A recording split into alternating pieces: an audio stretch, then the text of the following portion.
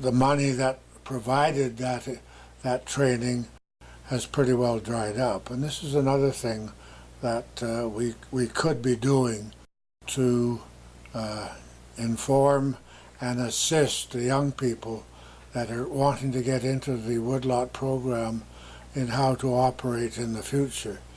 Sustainability, renewability has always been Dad's belief, and work with your hands as much as possible, but be able to work with other people.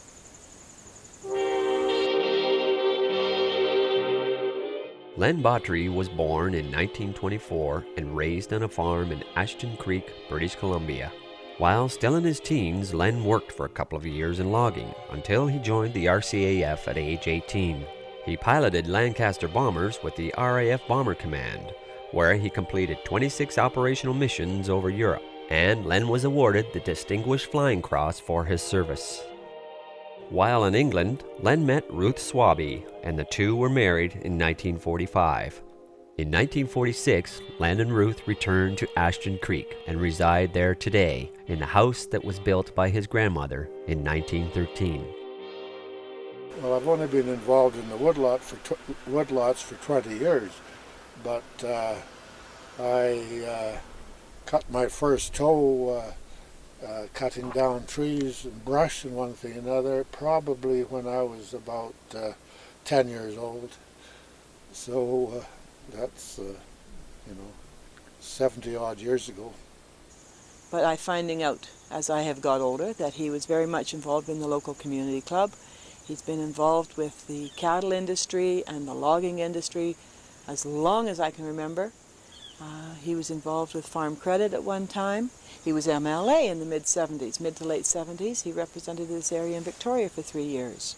Well, I've known Len for a long, long time. He really is exceptional, I think, in a whole range of areas.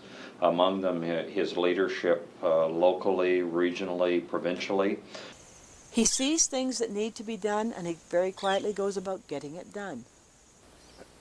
Although I spent most of my time doing my own logging, I did for a number of years do some management for a large company in the area and building roads and also looking after all their logging operations. I've been doing it for quite a long time. I did it after I came back from overseas. I started in logging within about 12 months. Spent a little time in a sawmill for a few months, didn't like sawdust down my neck, so I went logging, and we've been doing it ever since, off and on. Dad's knowledge of the local area is phenomenal. He is always reading, he is always looking for more information, finding ways of getting it. For the rest of the province, he does everything he can to find out more about it, to find ways of helping find solutions for whatever problems they've got. Dad is one of those that is very much involved in helping to deal with governments at all levels and find ways to make sure that this keeps going and going and going and going. That there are woodlots, that there are trees basically forever. I think one of the great assets that the Shuswap Woodlot Association has had is having Len Botry as a spokesman and as a guy who's knowledgeable about provincial processes. Len was very active as an MLA, very much a leader for this area. So of course had good interactions with him, and he was always very good to work with. He was the one that set up the fire regional district here for the fire protection for our area. I think this is a good example of the kind of effort that is needed to put into a woodlot in order to make sure that it stays healthy, it will be here forever, it'll be here for our children or grandchildren or whoever takes over after me, and it also is a reliable source of some income for the local communities. We have to, unfortunately the government, I don't believe, realizes just how much value these woodlots and small tenures have for our total communities. I believe it's one of the basis for many of the very, very small very small communities in the area that otherwise are not going to get any benefits from our timber resource. We buy the seedlings from the nurseries in the area, usually from around Vernon, and that's where we get the trees from.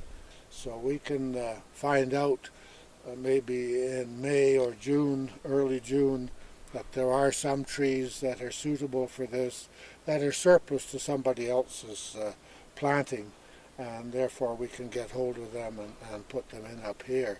Well, I think one thing about Len is that you'll never see Len Bautry and the word retirement in the same sentence. He's just been tremendously active for decades here, and given that he is in the cattle business and given that he's in the woodlot business, the farming business, I'm sure that retirement will never be on Len's mind.